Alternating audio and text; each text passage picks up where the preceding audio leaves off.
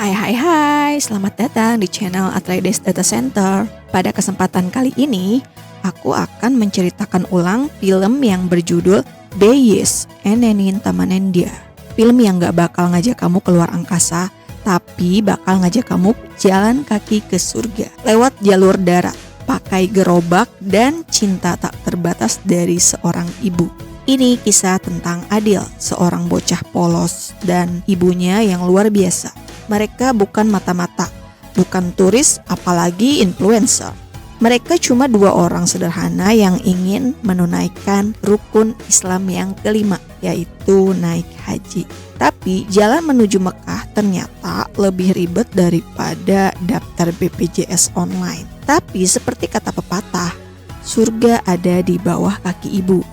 Dan Adil, dia betulan jalan kaki nyari surga itu sambil dorong gerobak. Jadi sebelum lanjut, yuk tekan tombol subscribe, follow, dan nyalakan notifikasimu. Siapin tisu juga ya, soalnya ini film sedih. Bukan karena cinta ditolak sih, tapi karena cinta tak terbatas.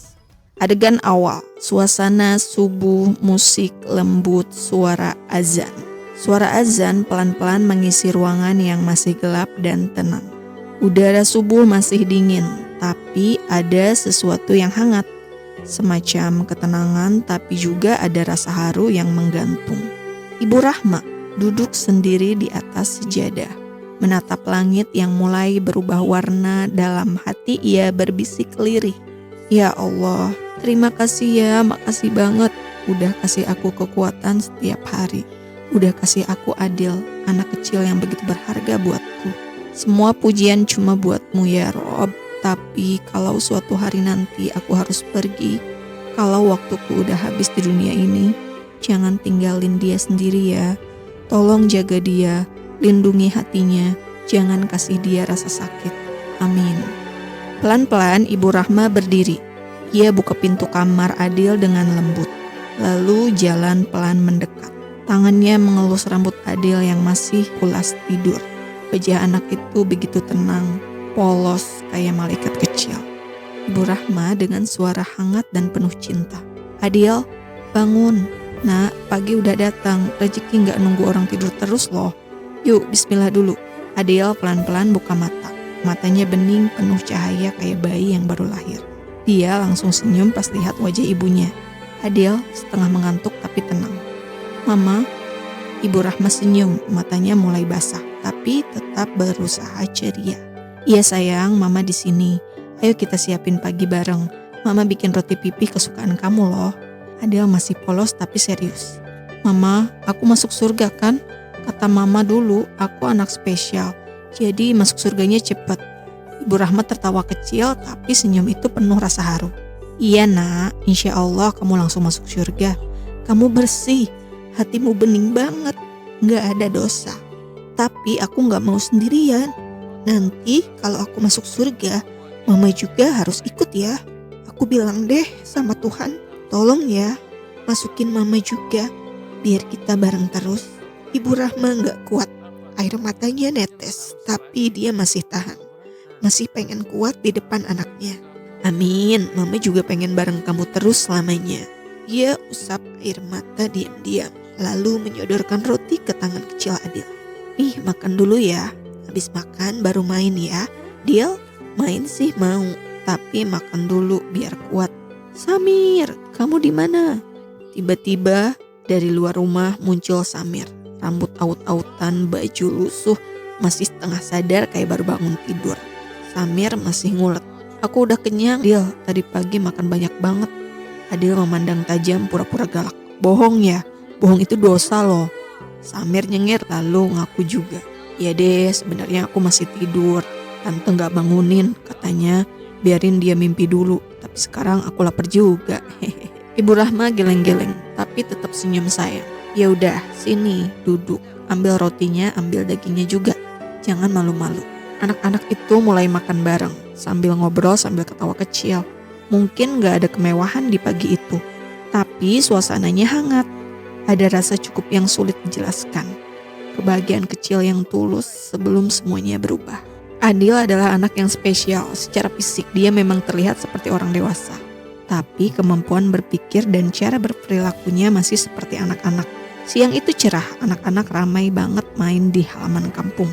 Suara tawa, teriakan kecil, dan debu yang naik ke udara bikin suasana hidup banget. Adil dan Samir ada di tengah-tengah keramaian itu. Mereka emang sahabat dari kecil, gak pernah bisa dipisahin.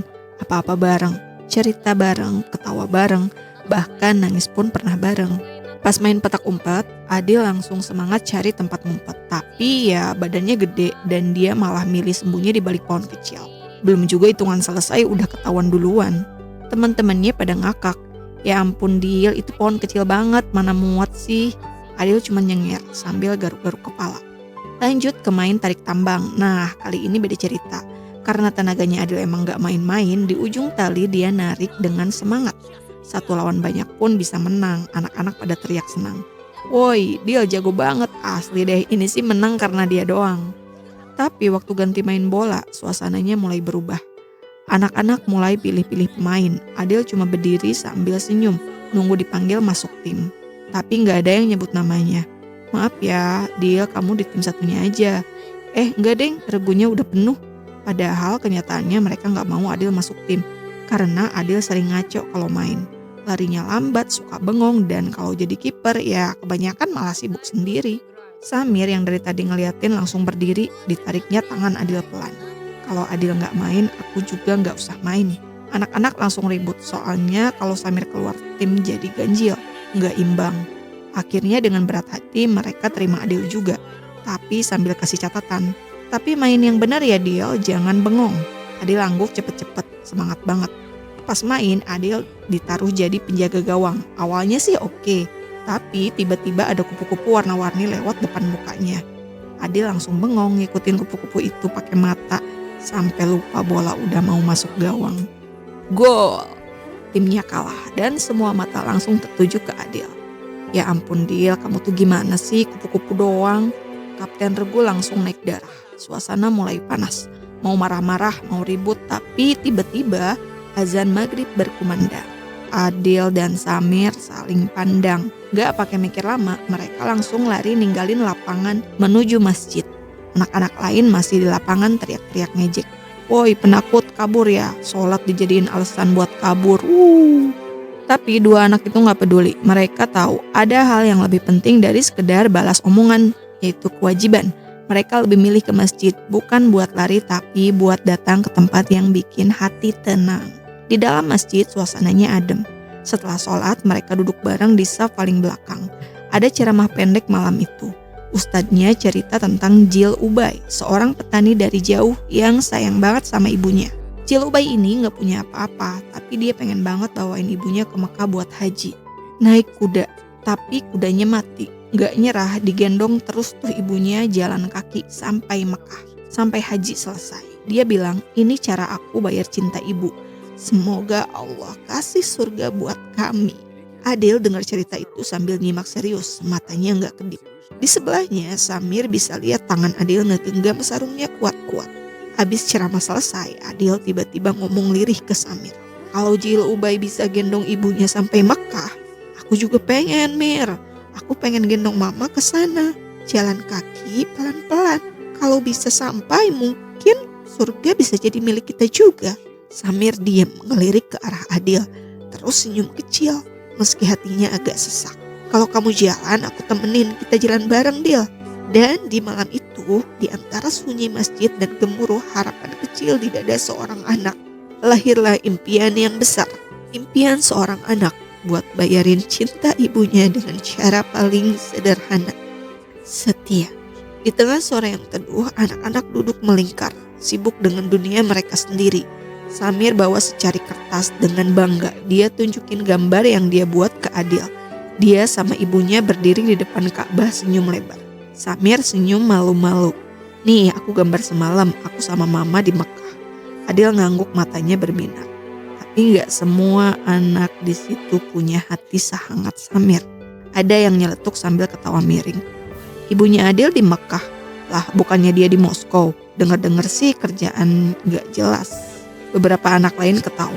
Tapi Samir diam, tatapannya lurus ke arah mereka lalu pelan-pelan berdiri di samping Adil. Suaranya tenang tapi penuh keyakinan. Dia bakal ajak mamanya ke Mekah, jalan kaki, lewati gunung, nyebrang sungai, terus sampai ke padang pasir. Karena buat dia, itu bukan sekedar jalan, itu bentuk cinta. Adil senyum, gak bilang banyak, tapi sorot matanya berubah.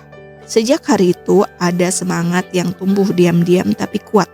Mungkin karena itu beberapa hari setelahnya, saat ibunya lagi sibuk bantu tetangga yang punya hajatan, Adil tiba-tiba masuk ke rumah dan teriak, "Mama, ayo kita ke surga bareng ya." Teriakannya polos banget. Bapak-bapak dan ibu-ibu di situ langsung ketawa. Ada yang tepuk tangan sambil geleng-geleng kepala. "Ya ampun Adil, lucu banget sih kamu." Tapi di balik suara tawa itu tersembunyi satu hal yang gak semua orang bisa lihat, yaitu harapan. Harapan seorang anak yang cuma pengen ibunya bahagia, yang percaya kalau surga itu tempat mereka bisa bareng tanpa sakit, tanpa ejekan. Tapi kenyataan kadang lebih dingin dari angin malam. Malamnya Adil tidur sambil senyum. Mimpinya indah, tentang susu putih yang ngalir tanpa henti. Tentang banyak tangan yang ngasih makanan ke dia. Tentang tempat kecil yang hangat, di mana semua orang sayang dan gak ada yang ninggalin. Keesokan pagi depan rumah Samir, Adil datang sambil bawa roti, mau ngajak Samir main seperti biasa. Tapi pagi itu beda. Samir sudah siap-siap di mobil. "Kamu mau kemana?" Samir pelan jawab, setengah bingung setengah sedih. "Aku harus ke Moskow, mama aku manggil, katanya ada yang penting." Adil diam, gak ada tanda merah atau sedih. Cuma angguk kecil lalu senyum. "Gak apa-apa, nanti ketemu lagi. Aku bakal bawa mama ke Mekah jalan kaki. Nanti kita ketemu di sana ya." Dan Samir cuma bisa mengangguk dan memeluk Adil. Karena kata-kata Adil terlalu jujur untuk ditertawakan, terlalu tulus untuk dibantah. Sang ibu tahu waktu mereka bareng-bareng udah gak lama lagi. Di balik senyumnya yang hangat ada rasa takut yang pelan-pelan menggerogoti. Sore itu dia ngobrol sama Aisyah, tetangganya yang baik hati. Suaranya pelan nyaris patah. "Kalau suatu hari nanti aku udah gak ada, tolong ya jaga Adil." Matanya berkaca, berat rasanya ngomong kayak gitu. Tapi dia tahu harus ada yang nerusin jaga anak itu. Adil tuh anaknya polos banget, percaya sama siapa aja. Dari kemarin dia terus bilang, "Aku bakal bawa mama ke Mekah jalan kaki biar bisa masuk surga bareng." Aisyah cuma bisa diem, gak tahu harus jawab apa karena kalimat itu terlalu tulus buat diabaikan. Adil tetap ceria seperti biasa. Senyumnya lebar, matanya berbinar-binar. Tiap hari dia ngerayu ibunya buat berangkat. "Ayo ma, kita ke Mekah yuk, jalan sekarang aja." Tapi si ibu yang gak mau ngecewain anaknya pelan-pelan cari alasan. "Tapi nak, kita gak punya tas buat bawa barang-barang." Dia langsung panik. "Mama, kita gak bawa tas, gimana ini? Masa ke Mekah gak bawa tas?" Dia muter-muter nyari, tanya-tanya ke teman, ngecek semua pojok rumah, gak ada. Tapi entah gimana, tiba-tiba dia nemu satu tas kecil, mungkin udah lama disimpan atau entah dapat dari mana. Langsung senyum lagi. "Udah, tasnya ketemu, sekarang kita bisa jalan kan ma? Yuk ke Mekah." Si ibu cuma bisa tersenyum samar. Kali ini alasan lain dia keluarkan. Tangannya pegang betis, wajahnya meringis. "Kaki mama bengkak nak, nanti ya tunggu kaki mama sembuh dulu, baru kita jalan bareng." Dan Adil seperti biasa, nggak putus harapan. "Kalau mama nggak bisa jalan, aku cari gerobak aja ya, biar mama bisa duduk, aku yang dorong." Dia langsung lari keluar semangat nyari gerobak yang bisa dipakai buat perjalanan ke surga. Tapi ya dunia nggak selalu sebaik hati Adil. Di lapangan dia sempat rebutan gerobak sama temannya. "Itu gerobak aku, balikin, atau ku bikin retak ginjal kau." Adil kaget, temannya marah banget. Gak semua orang ngerti kenapa dia ngelakuin itu. Buat banyak orang cuma gerobak jelek, tapi buat Adil itu harapan. Ujungnya sih dikasih pinjem juga dengan syarat harus dibalikin. Tas oke, gerobak oke, masalah belum selesai. Mereka butuh uang buat bisa lanjut perjalanan 200.000 som. Jumlah yang besar buat mereka. Adil bingung tapi terus mikir gak nyerah. Sampai akhirnya satu-satunya pilihan muncul. Mereka harus jual kambing kecil yang selama ini mereka pelihara. Di pasar hewan, Adil berdiri di tengah keramaian. Tangannya menggenggam tali kambing kecil satu-satunya yang dia punya. Matanya serius, mukanya penuh harap. 200.000 som, ucap Adil polos. Orang-orang di sekelilingnya malah ketawa. Kambing sekecil ini dihargain segitu, yang benar aja. Ada yang nyeletuk sambil ngerekam pakai ponsel. Adil malah dijadiin bahan candaan, videonya dipiralin. 180.000 gimana? Mau nggak? Adil geleng. Nggak bisa, mama bilang butuh 200.000. Yang lain malah makin iseng. Kalau ditukar sama kuda gimana? Enggak, 250.000 deh, lebih mahal. Aku nggak mau 250, maunya 200 pas. Adil tetap teguh, hatinya sederhana, niatnya tulus. Tapi dunia seringkali mentertawakan ketulusannya. Dari kejauhan, seorang pria kaya tampak lebih rapi dari yang lain mendekat. Sorot matanya beda, nggak ada cengiran, cuma rasa ingin tahu. Nak, buat apa uang segitu? Adil menatapnya penuh keyakinan. Aku mau bawa mama ke surga, ke Mekah, ke tempat suci. Mendengar itu, pria itu langsung nengok ke arah kerumunan anak muda yang masih ketawa-tawa sambil ngerekam. Lalu menatap tajam seolah bilang cukup. Pria itu nganterin Adil pulang. Mereka duduk bareng di rumah ibunya Adil. Sang ibu pun menjamu pria itu. Obrolan pun dimulai. Ibunya Adil pun akhirnya bercerita. Waktu muda mimpi saya cuma satu, bisa ke Mekah. Tapi waktu itu Adil tiba-tiba sakit parah. Usianya baru 11 tahun. Saya anggap itu tanda, jadi saya batal berangkat haji. Dia senyum tapi senyumnya kayak diselimuti kenangan yang pahit. Lalu dia nyodorin uang 200.000 som hasil jual kambing itu. Ini uangnya pak, saya nggak bisa terima. Pria itu nggak langsung jawab. Dia cuma senyum kecil, pelan, lalu mulai cerita balik. Dulu ibu saya juga pengen banget naik haji. Tapi waktu itu saya baru kelar wajib militer. Punya uang pun enggak. Buat beli sendal aja mikir 2 kali. Dia menundukkan kepala seperti mencari bayangan ibunya dalam ingatan yang mulai samar. Sekarang uangnya sih ada, tapi buat apa? Ibunya udah gak ada. Uang kini mudah ia genggam, tapi tak bisa membeli satu hal yang paling ia butuhkan. Kehangatan ibu yang telah pergi selamanya. Hening, angin sore lewat pelan, bawa aroma rumput kering dan rasa kehilangan yang gak diucap. Lalu pelan-pelan pria itu narik napas dan dorong lagi amplop berisi uang ke tangan ibu Adil. Anakmu itu anak spesial. Perjalanan ini mungkin gak mudah, tapi semoga lancar. Sang ibu mendongkak, matanya sembab, tapi ada senyum tulus yang perlahan muncul. Amin nak, makasih. Semoga semua yang kamu harapkan juga dikabulkan Tuhan. Keesokan harinya depan kantor pos. Saat sang ibu lagi antre buat ngambil uang pensiun, beberapa pria di dekat situ mulai nyeletuk. Bu, ngapain repot-repot ambil pensiun? Anak ibu kan udah jadi pengusaha sukses tuh. Jual kambing kecil seharga 200.000 som. Hebat banget. Tinggal nunggu tanggal keberangkatan ke Mekah ya. Nada mereka nyinyir, ketawanya sinis. Tapi Ibu Adil berdiri tegak, matanya tajam. Kami akan ke Mekah jalan kaki dalam waktu dekat. Suasana langsung hening sesaat. Nggak ada yang nyangka jawaban setegas itu keluar dari bibir seorang ibu yang biasanya lembut. Malamnya di dalam rumah yang sederhana. Lampu redup dan suara jangkrik dari luar, si ibu duduk menghampiri Adil. Nak, kamu yakin masih kuat jalan kaki sampai Mekah? Dia menatap wajah Adil yang mulai mengantuk. Kamu tahu sendiri, langkah kaki Adil cuma bisa menempuh jalan ke pasar. Tapi Mekah sejauh ribuan kali lipat dari itu. Sebuah perjalanan yang menuntut lebih dari sekedar kaki, tapi juga hati dan tekad. Adil hanya mengangguk pelan, matanya bening seperti tak menyimpan beban. Aku cuma pengen kita bareng-bareng masuk surga. Sang ibu terdiam sejenak, senyumnya perlahan merekah, tapi matanya berkabut air. Ia mengusap rambut Adil dengan lembut. Tidur ya, besok kita mulai melangkah. Pagi hari di depan rumah. Sebelum langkah pertama dimulai, Adil, ibunya, dan Aisyah menunduk bersama. Bibir mereka lirih berdoa. Semoga perjalanan ini diberi kelancaran dan keselamatan. Lalu sepasang kaki kecil dan sepasang sandal tua mulai melangkah ke arah yang jauh dari Kirgistan menuju Mekah. Adil dan ibunya berdiri di depan rumah. Gerobak kecil sudah terisi penuh dengan bekal seadanya. Tapi dada mereka penuh dengan semangat yang tak terbendung. Satu persatu tetangga keluar dari rumah. Awalnya hanya menatap heran. Ternyata mereka benar-benar berangkat, bukan sekedar wacana. Perlahan keheningan berubah jadi gerakan. Satu persatu mulai menyodorkan bekal. Air minum, roti kering, kurma, bahkan uang receh. Semuanya datang diam-diam dengan rasa yang sulit dijelaskan. Termasuk pria yang kemarin menyindir, kali ini datang dengan wajah tertunduk menyodorkan uang lipatannya. Buat tenaga di jalan, ucapnya pelan hampir tak terdengar. Perbatasan Kirgistan, Uzbekistan.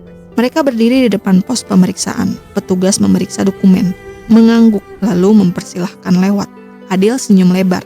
Laper mah, Akhirnya mereka berhenti di sebuah kedai kecil di Uzbekistan. Makan seadanya tapi rasanya nikmat luar biasa setelah perjalanan jauh. Saat selesai dan tagihan datang, wajah Ibu Adil berubah kaget. "Maaf, uang kami cuma ada Kyrgyzstan som." Pelayan muda yang ramah tersenyum. "Gak apa-apa Bu, kami terima kok. 150 Kyrgyzstan som aja cukup buat harga 20.000 Uzbekistan som." Sambil nyiapin uang, pelayan itu lanjut bicara. "Tapi mungkin lebih gampang kalau Ibu nukar sebagian uangnya biar ke depannya gak repot." Ibu Adil mengangguk. Perjalanan masih panjang tapi mereka sudah melewati satu batas. Dan setiap langkah membawa mereka makin dekat, bukan cuma ke Mekah tapi ke harapan. Di tengah perjalanan jalanan kota di Uzbekistan, angin siang berhembus pelan. Debu jalanan nempel di ujung sandal mereka. Si ibu tiba-tiba berhenti di depan penjual roti. "Nak, kita beli roti dulu ya." Tapi pas ngasih uang si pedagang bingung. "Ini som Kyrgyzstan ya Bu? Maaf, nggak bisa diterima di sini. Harus ditukar dulu ke mata uang Uzbekistan." Pedagang itu lalu nunjukin arah ke bank terdekat. Akhirnya si ibu nitipin Adil buat jaga gerobak dan sebagian uang. Sementara dia jalan ke bank buat tukar uang. Adil duduk di pinggir jalan sambil lihat orang lalu lalang. Tanpa disadari ada seorang pria yang dari tadi ngintip dari kejauhan. Langkahnya pelan mendekati. "Dek, maaf ganggu ya. Anak Om lagi sakit keras. Harus segera dibawa ke rumah sakit. Om gak punya cukup uang." Adil menatap pria itu dengan polos. Gak ragu dia ambil buntelan uang dari dalam gerobak langsung disodorin ke pria itu. "Ini semua buat Om. Semoga anak Om cepat sembuh." Mata si pria berbinar. "Terima kasih ya, nanti kalau ada sisa Om balikin ke sini. Tunggu di sini aja ya, jangan kemana-mana." Beberapa menit kemudian ibunya datang melihat gerobak masih ada. Tapi pas ngecek buntalan uang, "Adil, uangnya mana?" Adil menoleh dengan wajah tenang. "Tadi ada om-om, anaknya sakit, butuh uang buat berobat. Jadi Adil kasih semuanya." Seketika wajah si ibu pucat. "Ya Allah, Dil, itu kamu ditipu, orang itu bohong." Tapi Adil geleng pelan, matanya tetap jernih. "Gak mungkin Ma, orang baik gak akan bohong. Dia janji mau balik lagi ke sini." Mata si ibu mulai berkaca. Tapi kenyataan tetaplah kenyataan. Mereka tunggu sampai langit berubah jingga, lalu jadi gelap. Tapi pria itu tak pernah kembali. Pelan-pelan si ibu duduk di tepi jalan, helaan napas panjang keluar dari dadanya. "Nak, mungkin kita harus pulang. Tanpa uang kita gak bisa lanjut. Kita butuh makan, tempat tidur, segalanya butuh biaya." Adil diam sesaat, lalu menatap wajah ibunya. "Tapi aku masih mau lanjut, Ma." Si ibu menatap anaknya lama. Dalam diam ia tahu tekad itu terlalu besar untuk dihentikan dengan kata tidak. Akhirnya dia mengangguk pelan. "Baiklah nak, kita lanjut." Saat itu azan maghrib berkumandang dari masjid kecil di ujung jalan. Mereka saling pandang. Tanpa banyak kata, mereka melangkah masuk ke masjid, bersujud berserah dengan segala luka, harapan, dan cinta yang mereka punya. Masjid kecil itu tenang, lampunya temaram. Lantunan doa dan isak pelan menyatu di udara. Di sudut ruangan, seorang perempuan sedang menunduk. Bahunya naik turun, tangisnya terdengar lirih di sela doa. Ibu Adil mendekat pelan. "Maaf Bu, boleh tanya, kamu kenapa menangis?"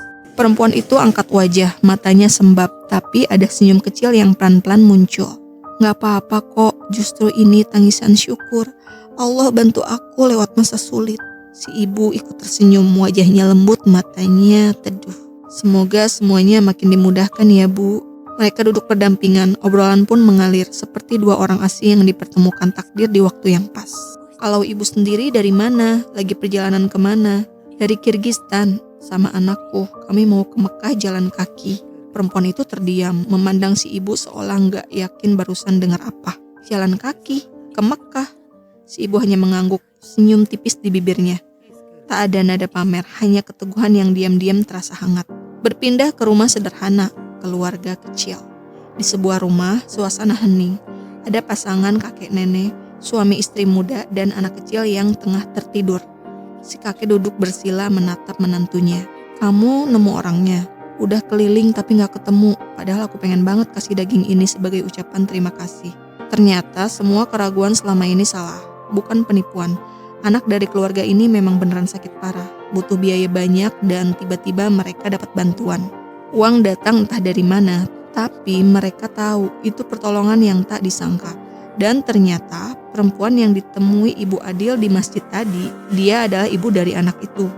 Ia belum tahu uang itu berasal dari Adil, dari anak polos yang tak pernah ragu memberi.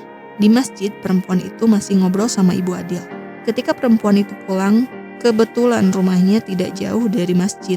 Ia mengabari ayahnya, "Tadi aku ketemu sama musafir, katanya mau ke Mekah jalan kaki."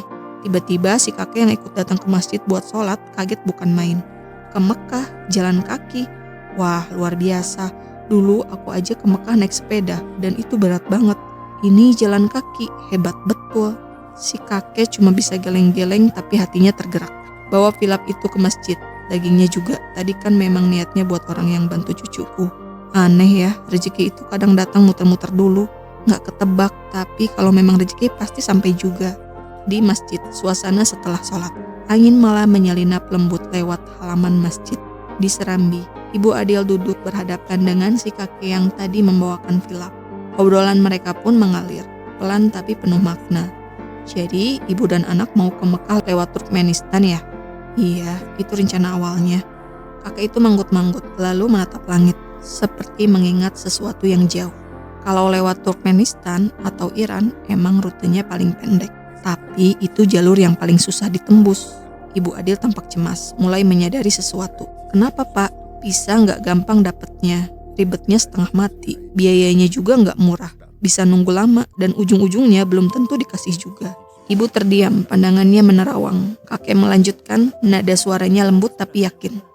Mending lewat Kazakhstan. Dari Uzbekistan kamu lanjut ke sana. Nanti kamu bakal nemu Laut Kaspia. Nah, dari sana bisa naik feri ke Azerbaijan, lanjut ke Turki. Terus ia masuk ke Suriah. Suriah, wajah si ibu berubah. Bukannya di sana lagi perang. Kakek menarik napas panjang. Betul, 10 tahun lalu itu negeri yang indah banget, damai. Tapi sekarang beda ceritanya.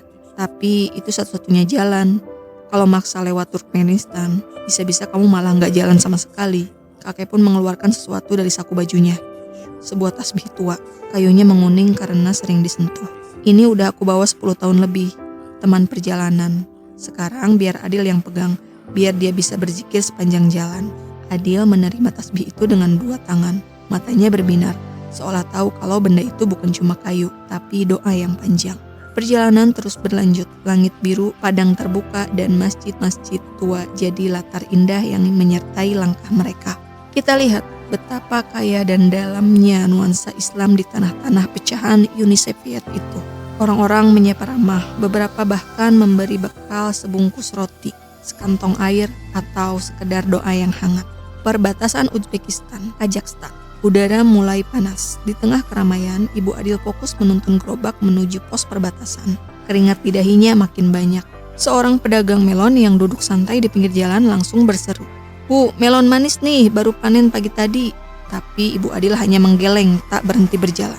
Melihat ibunya cuek, si pedagang lalu menoleh ke Adil. "Dik, mau melon?" Adil yang kehausan langsung mengangguk polos. Pedagang pun nyodorin melon dan naruhnya di gerobak. Pedagang tiba-tiba bilang, "Bayar dulu dong 2000 som."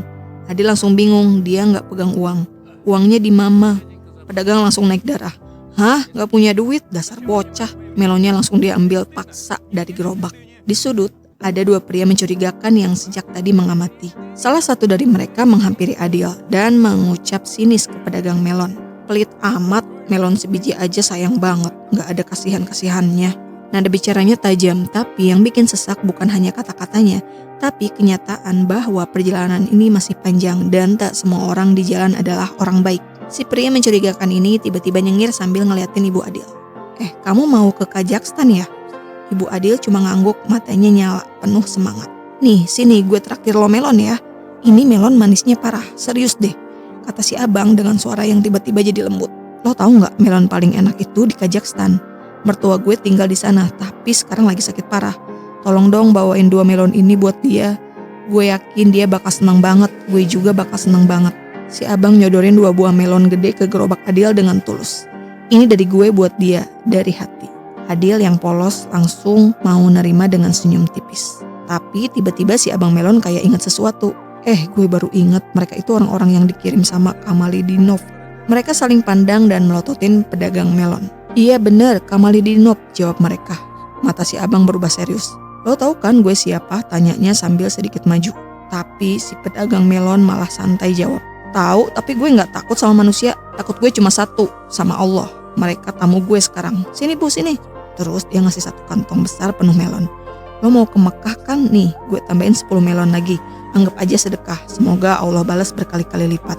Mereka sempat ragu, tapi si abang melon bilang, gue ngerti kok kalian pasti lagi susah. Gue juga punya anak yang harus gue kasih makan. Tapi ya udah, ini rezeki bareng-bareng aja ya. Sebelum cabut, si abang kasih pesan penting. Dengerin ya, pas kalian lewat perbatasan nanti, jangan terima barang dari orang asing. Bahaya banget, bisa-bisa itu narkoba atau barang haram lain yang diselundupin. Jangan sok baik kalau ujung-ujungnya kalian yang kena. Hati-hati, beneran. Mereka cuma bisa mengangguk sambil tersenyum. Melonnya enak banget, celetuk Adil sambil senyum. Kata Nabi Muhammad juga, melon itu makanan penduduk surga loh, sahut ibunya. Si abang ngakak, wah itu cocok banget buat slogan iklan. Melon surga dari langit turun ke lidah. Saling mendoakan, mereka pun pamit. Amin ya Allah, semoga perjalanan kalian lancar, kata si abang sambil melambaikan tangan. Kejadian lagi nih, ada orang asing yang tiba-tiba mau nitipin sesuatu ke ibunya Adil.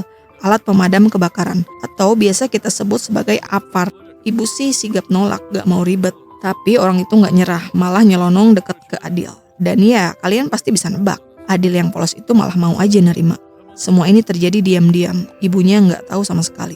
Pas mereka sampai di pos pemeriksaan, dokumen-dokumen dicek satu-satu. Baru deh si ibu sadar, ada benda asing nyelip di gerobak. Udah terlanjur masuk, gak mungkin mundur. Mau gak mau mereka harus terus maju.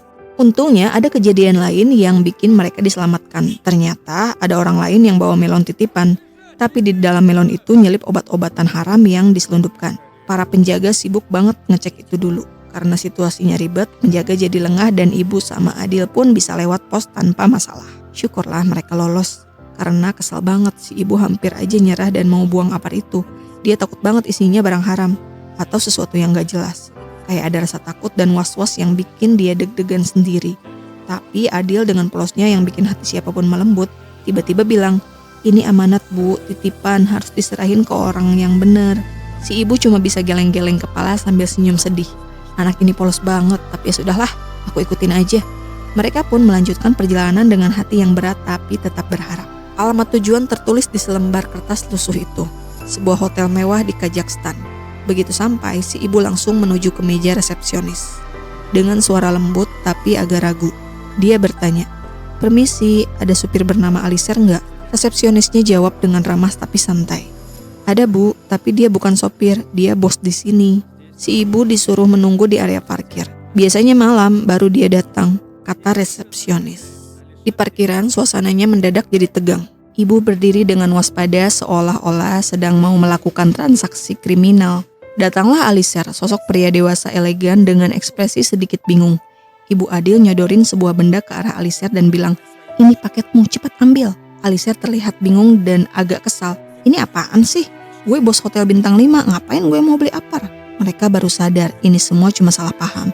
Si ibu ternyata salah alamat. Tapi yang awalnya canggung itu berubah jadi momen hangat. Aliser yang mungkin biasanya dingin dan sibuk mengajak ibu dan Adil keliling kota Kazakhstan dengan perahu.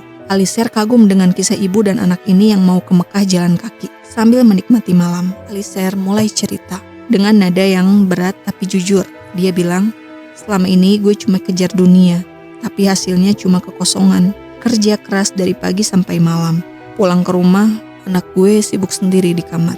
Istrinya juga, kayak ada jarak yang susah diobati." Ibu dan Adil cuma diam, mendengar dengan penuh empati. Kadang hidup memang keras dan kesepian itu nyata. Aliser lalu nawarin sesuatu yang mewah. "Kalian mau istirahat di kamar VVIP hotel ini? Full service, nginep sehari. Besok aku ajak keliling kota, makan di restoran enak." Tapi ibu menolak dengan lembut. "Terima kasih Pak, tapi perjalanan kami masih jauh. Mekah menunggu dan kami harus terus berjalan." Ada sedih yang dalam di balik kata-kata itu. Ibu tahu betapa berat langkah mereka, tapi tekadnya lebih besar dari keletihan. Malam itu di kota asing dengan gemerlap lampu dan hiruk pikuk, dua jiwa kecil yang sederhana ini tetap setia pada mimpinya. Ke Mekah, jalan kaki tanpa henti. Perjalanan mereka terus berlanjut, hari demi hari dilalui. Langkah demi langkah sampai akhirnya semua perbekalan habis. Di tengah teriknya siang, Adil mulai kelelahan. Tenggorokannya kering, haus mulai menyerang. Ia sempat melihat keran air di pinggir jalan, tapi kosong, tak setetes pun menetes. Lelah makin menjadi. Mereka pun memilih duduk sebentar, sekedar menenangkan tubuh yang mulai menyerah. Tak lama, sang ibu melihat sebuah truk berhenti tak jauh dari tempat mereka duduk. Ia menyentuh Adil untuk berlari ke sana, mencoba meminta seteguk air dari sopirnya. Dan di sanalah kisah mereka mulai menyebar. Adil menjelaskan bahwa ia dan ibunya sedang berjalan kaki menuju Mekah. Awalnya, sang sopir kebingungan, tak percaya, tapi makin lama ia mulai terdiam, kagum, entah karena niat, entah karena tekad yang tulus. Berita itu pun disebarkannya lewat radio. Jika di jalan raya kalian melihat seorang ibu bersama anaknya mendorong gerobak, tolong bantu mereka. Mereka sedang berjalan menuju Mekah.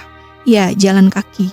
Dan sejak saat itu, satu persatu truk yang melintas mulai ikut memberi pertolongan. Ada yang memberi minum, ada yang menyelipkan makanan, sekedar bekal untuk terus melangkah. Namun malam hari tak sebaik siang. Dalam gelap, tanpa lampu jalan, mereka nyaris tertabak truk. Hanya beberapa detik yang memisahkan mereka dari bencana. Sopir truk itu turun terguncang, tapi tak tinggal diam. Ia langsung memasang lampu di bagian belakang gerobak, agar saat malam datang siapapun bisa melihat mereka. Agar tak ada lagi bahaya yang mengintai diam-diam dalam gelap. Adil kelelahan, tubuhnya sudah seperti melayang. Langkahnya berat, mereka akhirnya berhenti sejenak di pinggir jalan. Penerangan satu-satunya cuma dari lampu kecil di belakang gerobak. Cahaya temaram yang seolah ikut lelah bersama mereka. Tapi malam itu belum selesai menguji. Dari kegelapan muncul suara geraman. Samar lalu semakin jelas. Serigala sekelompok mengendap pelan mengitari Adil dan ibunya. Napas tertahan, rasa takut menyelinap diam-diam.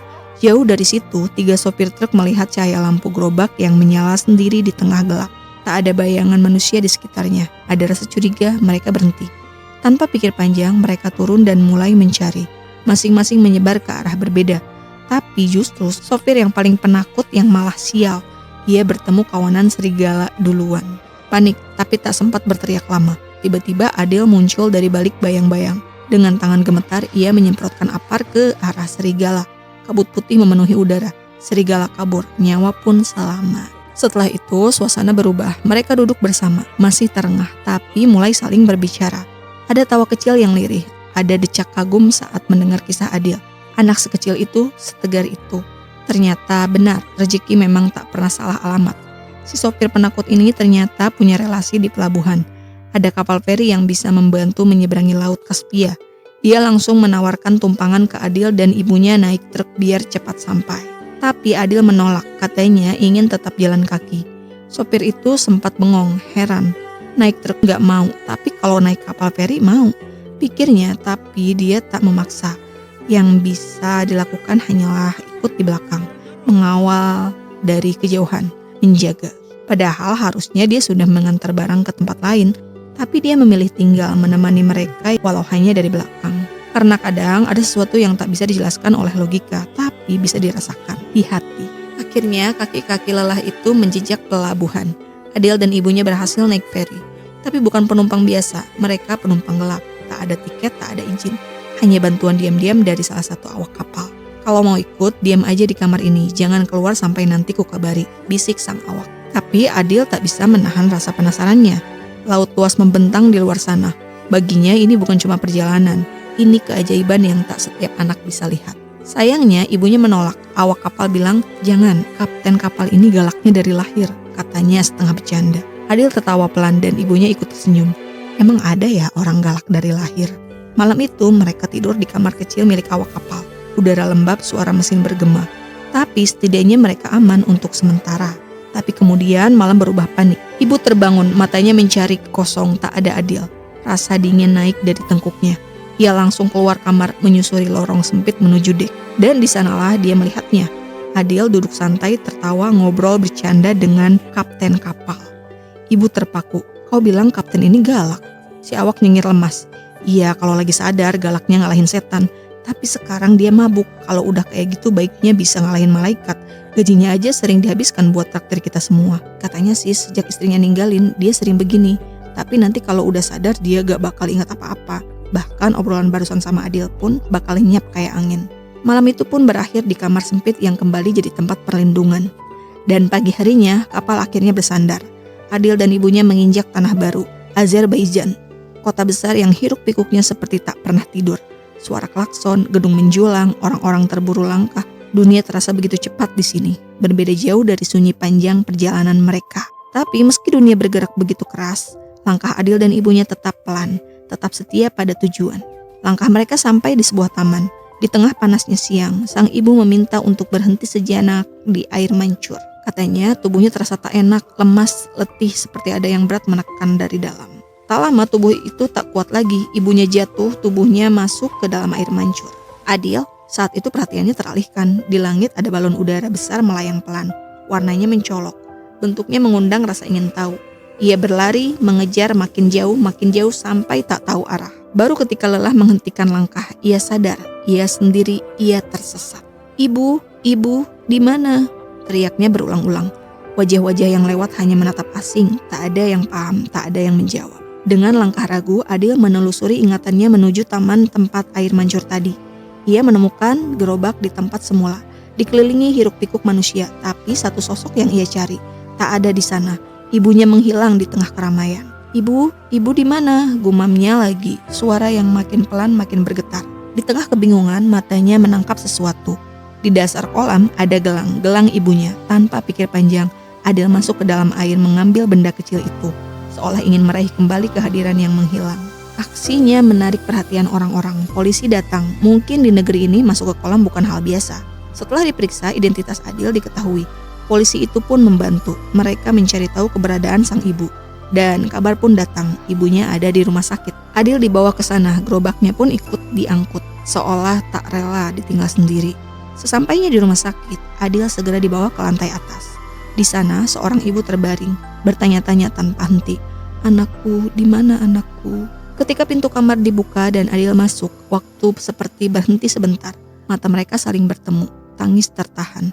Langkah kecil berlari ke pelukan yang sudah lama menanti. Nak, tadi kamu kemana? Suara ibunya lirih nyaris tenggelam. Jangan tinggalin ibu sendirian lagi. Adil menunduk pelan bercerita. Katanya ia melihat balon besar di langit. Ia ingin melihat lebih dekat tapi malah tersesat. Ia balik ke taman tapi ibu sudah tidak ada. Hening sejenak. Beberapa waktu setelahnya, saat ibu sendirian di kamar rumah sakit, seorang dokter masuk dengan nada pelan, tapi tak bisa menyembunyikan kenyataan. Ibu mengidap penyakit serius, usianya mungkin tak lama lagi. Kami sarankan rawat inap agar pengobatan bisa lebih lanjut. Ibu hanya tersenyum kecil, lelah tapi tenang. Terima kasih dok, tapi perjalanan kami belum selesai, kami harus lanjut. Sekarang kemana? Sekarang ke Turki. Cerita aku persingkat ya. Di Turki, tak disangka langkah Adil dan ibunya justru mempertemukan mereka dengan seorang sutradara. Orangnya nyentrik, gaya bicaranya cepat, matanya berbinar saat melihat Adil. Kamu cocok banget jadi aktor. Posturmu pas, ekspresimu kuat, apalagi akting disabilitasmu tuh. Jenius banget, katanya semangat. Tapi Adil cuma diam, ibunya menunduk karena apa yang dikira akting itu bukan pura-pura, itu kenyataan. Sutradara itu tak sadar betapa kata-katanya seperti menampal hal yang mereka coba jalani dengan tabah. Tawaran itu ditolak halus, tapi si sutradara masih ingin membantu. Kakakku imam masjid, coba temui dia. Mungkin bisa bantu arah perjalanan kalian. Mereka pun pergi ke masjid, suasananya tenang, hangat. Imam itu menyambut mereka dengan wajah lembut. Setelah mendengar cerita mereka, ia pun mengambil pena dan kertas. Aku dengar kalian sedang berhaji. Ini surat kecil, tulis tangan. Tunjukin aja ini ke siapapun nanti yang kalian temui di jalan. Di sini nggak banyak yang ngerti bahasa Kirgistan. Ibunya menerima surat itu dengan mata berkaca. Ini ide bagus sekali, katanya pelan, suaranya hampir patah karena haru. Lalu sang imam berkata lagi, suaranya turun agak ragu. Sekarang jalan ke Suriah nggak mudah, banyak konflik, perang masih di mana-mana. Kalau bisa naik pesawat lebih aman. Anakku nggak mau naik pesawat. Imam itu hanya tersenyum tipis lalu mengambil bungkusan kecil. Aku udah siapin makanan, di Suriah susah cari makan. Bawa ini ya, semoga Tuhan menjaga kalian. Pagi harinya dengan langkah yang tetap sederhana, Adil dan ibunya kembali menyusuri batas-batas negara. Kali ini mereka masuk ke perbatasan menuju Suriah. Dengan surat kecil di tangan dan harapan besar di dalam dada. Mereka sudah siap melanjutkan langkah, tapi belum jauh berjalan, suara keras membelah udara. Hei, kamu gak punya visa, gak ada izin transit, balik, angkat tangan. Jangan gerak, kalau nekat ku tembak. Tegang, udara mendadak berat. Tapi Adil terpaku. Ibunya pelan-pelan mencoba mengambil surat dari imam yang disimpan rapi dalam kain. Tapi gerakan itu disalahpahami. Penjaga perbatasan refleks siaga. Senjatanya diarahkan, matanya penuh curiga. Baru setelah surat itu terlihat jelas, ketegangan mulai surut.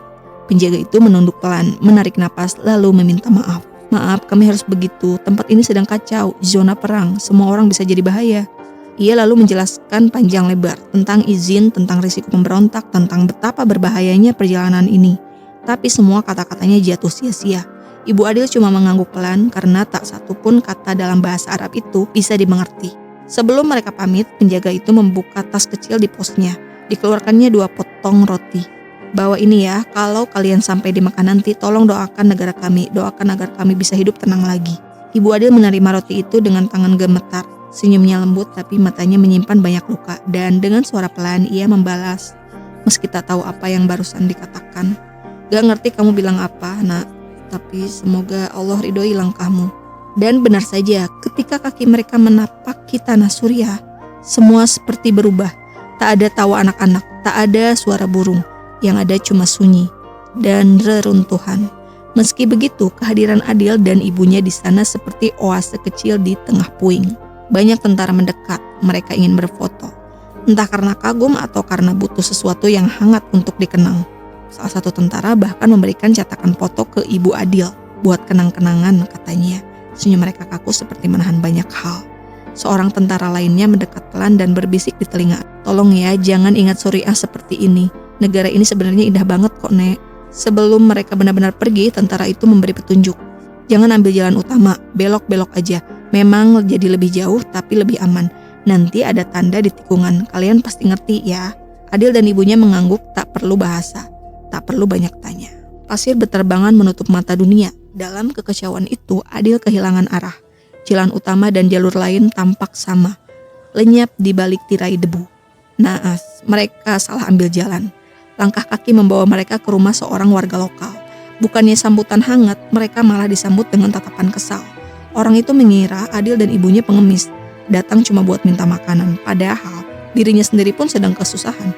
Tapi Ibu Adil buru-buru menjelaskan, mereka bukan pengemis, justru dia ingin berbagi bekal yang masih tersisa. Wajah si bapak itu langsung berubah, matanya berbinar. Entah sudah berapa tahun dia nggak nyicip teh hangat. Kebetulan Ibu Adil bawa daun teh siap seduh. Sederhana, tapi di tengah situasi itu rasanya seperti emas. Kegembiraan itu hanya singgah sebentar. Lalu datang suara, derap kaki menghantam tanah, seperti petanda bahwa damai tak akan lama tinggal. Pemberontak datang, langsung si bapak menarik Adil dan ibunya menyembunyikan mereka di ruang rahasia, tempat anak laki-lakinya biasa bersembunyi. Pemberontak datang, wajah bertopeng hitam penuh amarah dan curiga. Mereka menyerbu rumah, menginterogasi si bapak habis-habisan, menuduhnya menyembunyikan mata-mata. Tapi si bapak tetap teguh, tak mau tunduk. Karena keberaniannya itu, suara tembakan memecah udara. Ia roboh di tempat.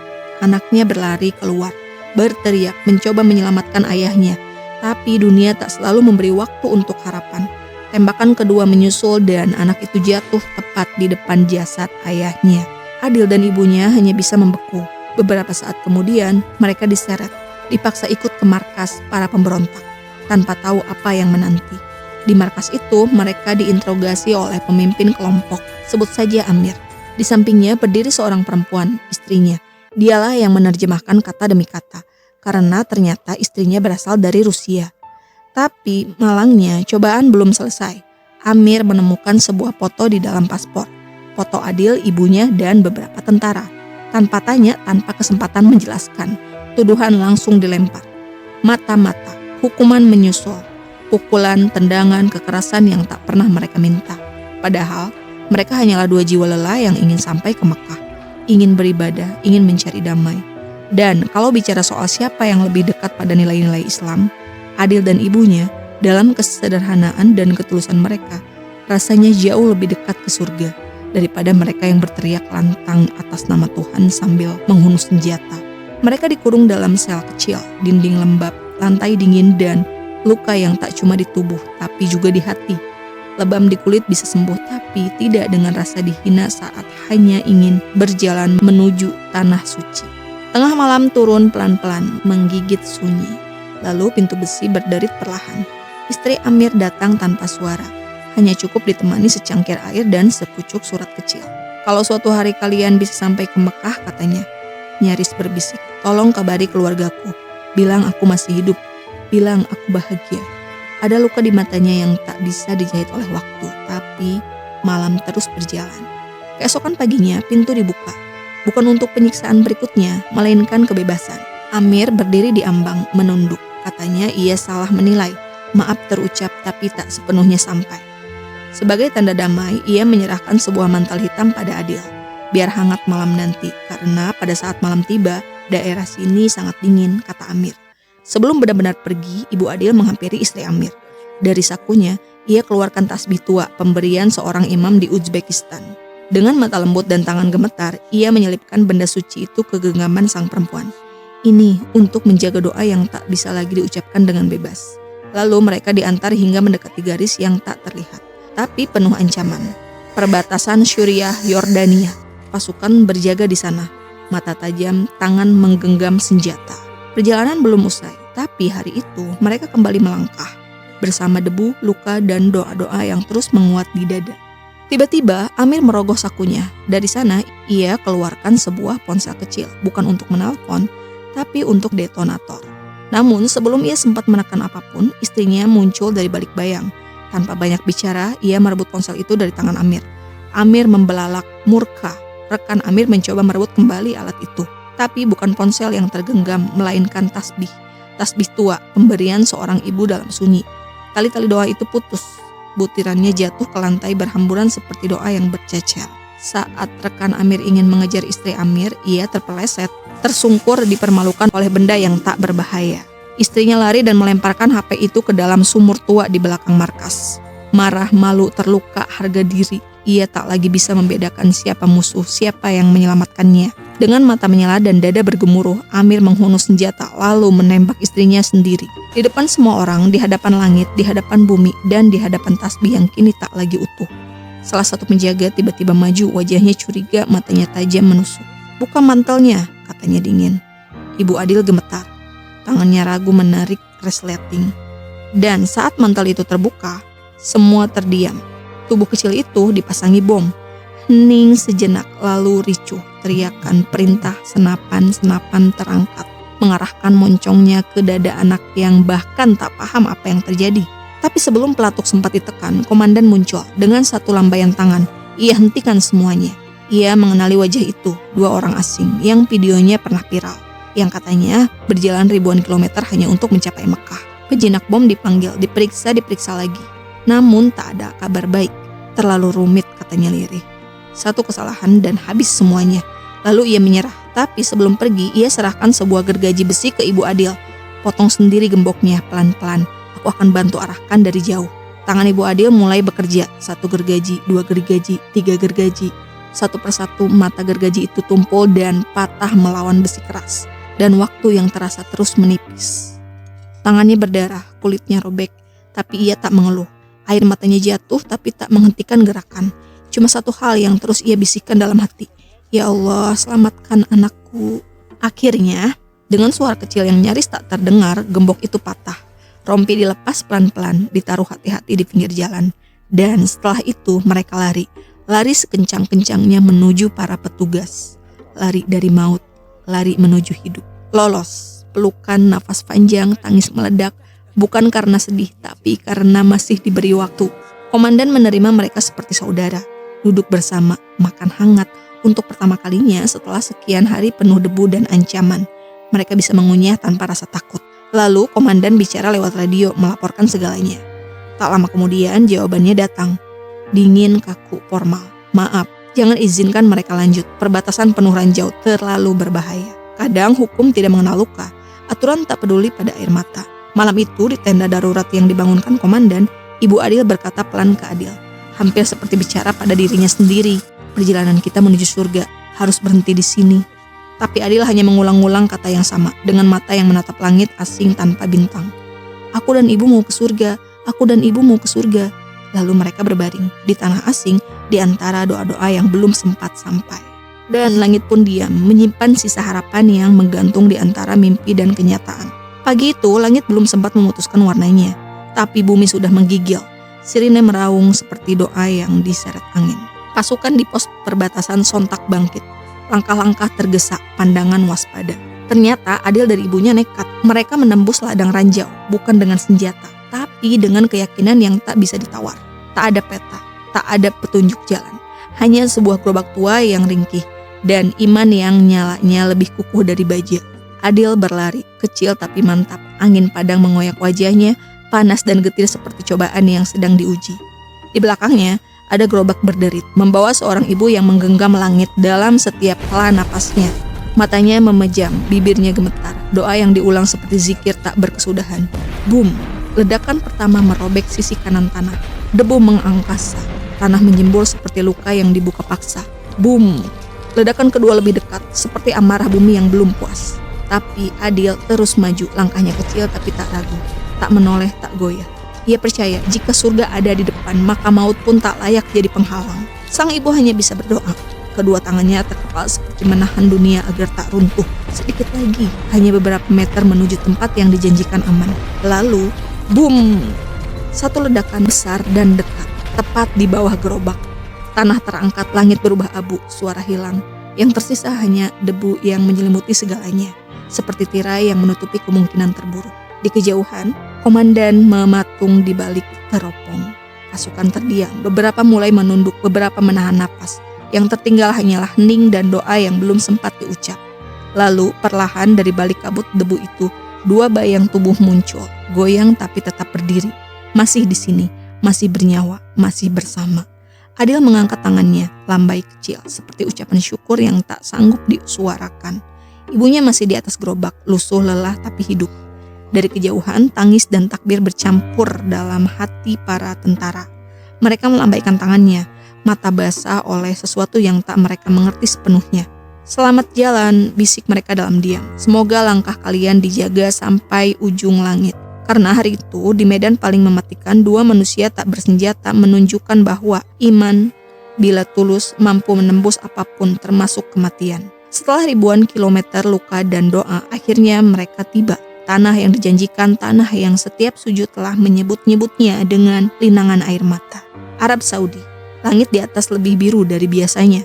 Udara pun terasa berbeda, seperti menyambut mereka dengan bisikan rahmat. Langkah-langkah mereka makin dekat ke tujuan, semakin dalam ke jantung ibadah. Dan di antara kerumunan tak disangka, mereka bertemu wajah yang familiar.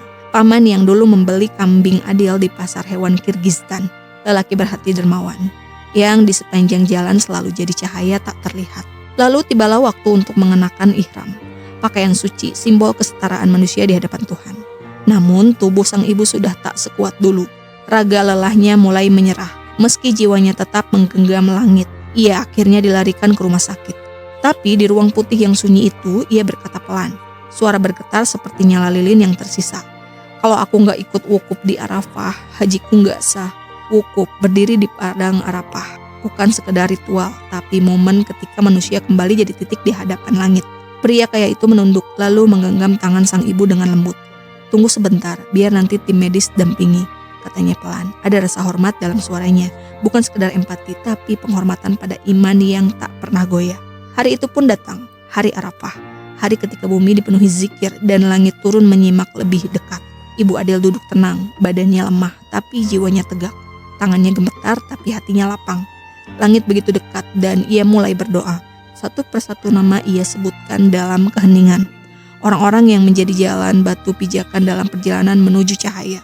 Samir sahabatnya Adil yang selalu menemani Adil, Aisyah si tetangga baik hati, paman penjual kambing, imam di Uzbekistan, gadis muda dan anak sakitnya, tukang melon berhati dermawan, Alisher pemilik hotel yang tak hitung untung, sopir-sopir truk yang tak kenal pamrih, kapten kapal yang mabuk tapi akhirnya luruskan arah, polisi Azerbaijan yang memberi kesempatan, kru film yang membantu diam-diam, imam besar yang menulis surat harapan dalam bahasa Arab, tentara yang membagikan roti dan harapan, ayah pemberani yang memilih mati daripada mengkhianat, anaknya yang gugur dalam pelukan langit, lalu perempuan Rusia, istri Amir, yang menukar hidupnya dengan nyawa orang lain, yang merebut detonator dengan tangan gemetar lalu kehilangan hidupnya di tangan suami sendiri, dan juga penjinak bom yang tak gentar, kolonel yang memberi sepotong malam untuk tidur.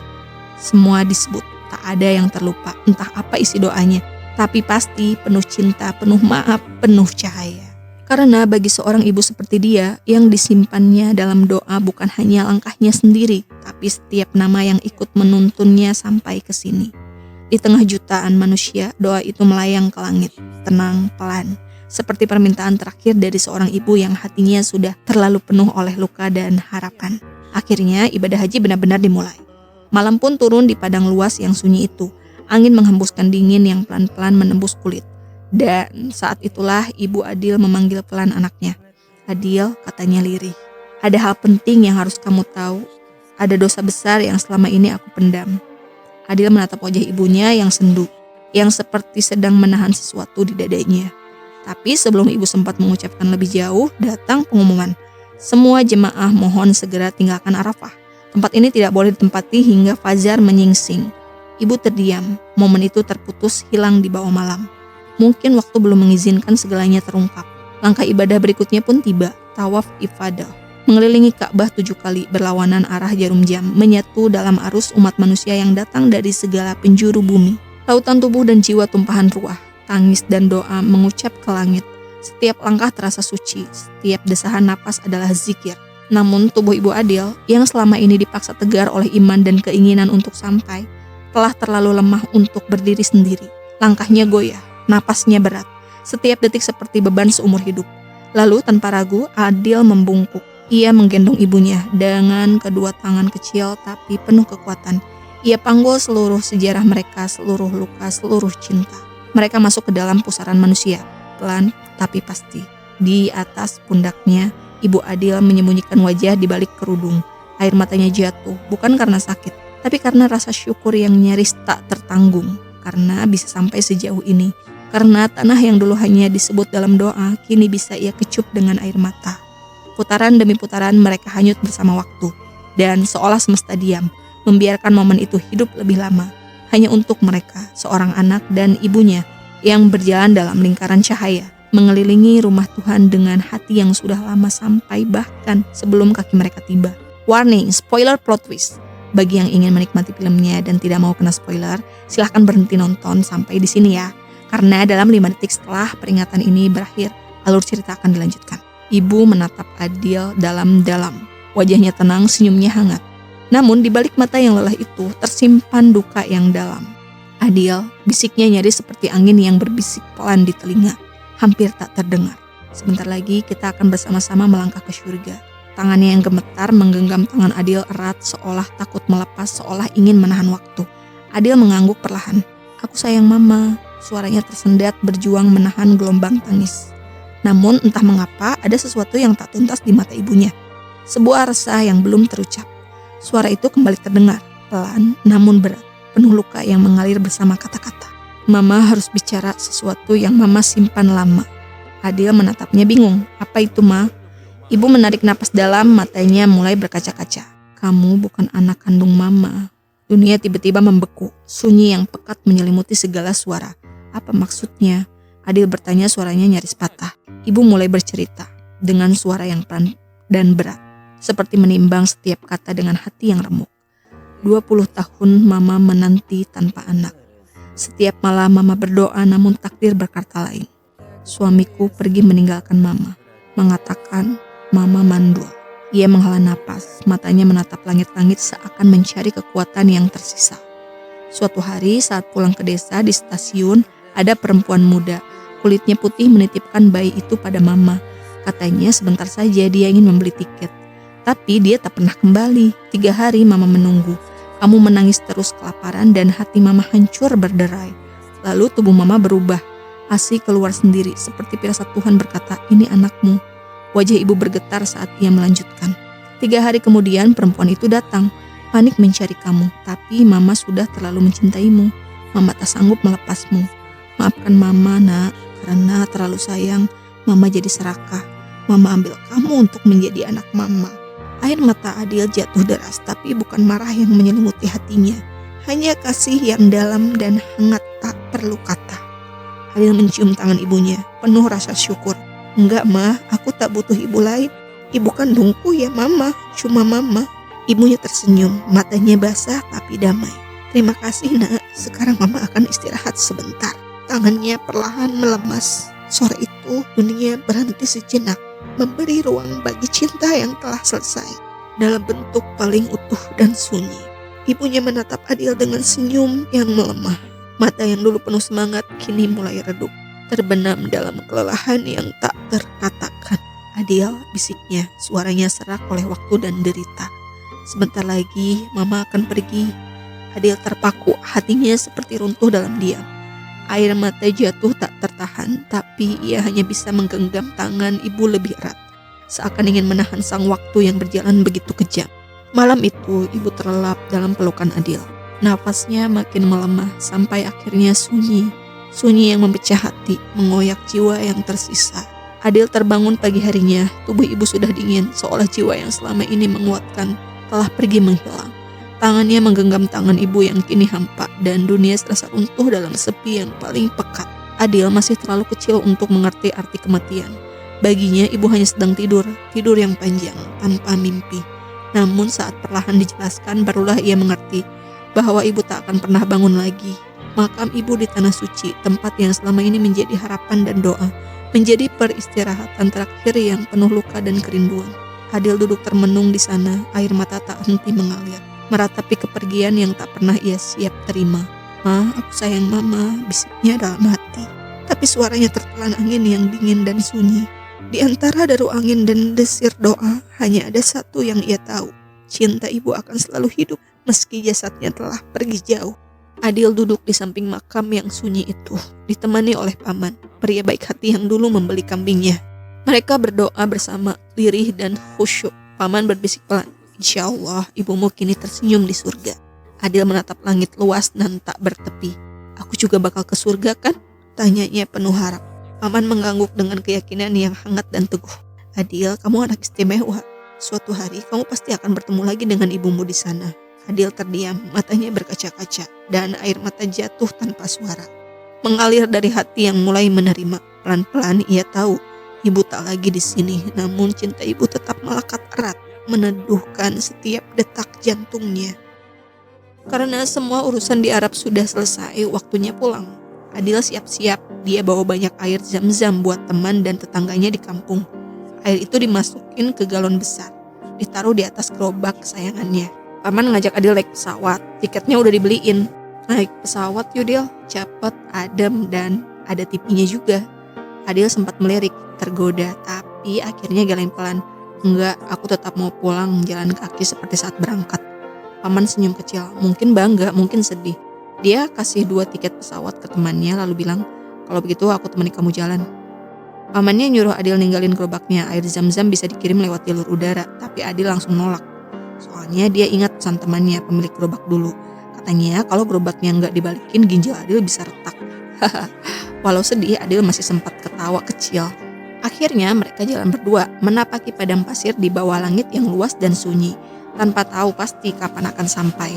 Dan begitulah, film ditutup dengan 2 sosok kecil di tengah hamparan gurun, satu anak yatim dan satu pria baik hati. Melanjutkan perjalanan pulang bukannya hanya ke rumah, ke tanah Kirgistan, tapi mungkin juga menuju ketenangan. Perjalanan mereka mungkin telah mencapai ujung jalan, namun kisah cinta itu takkan pernah padam di relung hati mereka yang merindukan. Adil kehilangan sosok ibunya, tapi tak pernah kehilangan cinta yang abadi. Dia tahu syurga bukan sekedar tempat di angkasa, syurga itu terletak di bawah kaki ibu.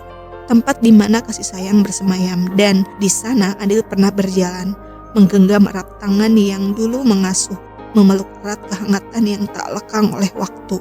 Kini ia berjalan pulang dengan air zam-zam dan harapan, ditemani paman baik hati yang lebih milih betis pegal daripada tinggal di pesawat yang ada TV-nya. Karena ada hal-hal yang gak bisa digantikan, seperti gerobak, janji, dan kenangan bersama ibu. Kalau kisah ini menyentuh hatimu, jangan biarkan berhenti di sini. Bagikan, ceritakan, karena di luar sana masih banyak adil-adil lain yang sedang mencari surganya. Terima kasih sudah menemani langkah kecil ini sampai akhir. Sampai jumpa di alur film berikutnya. Semoga kalian sehat selalu. Bye.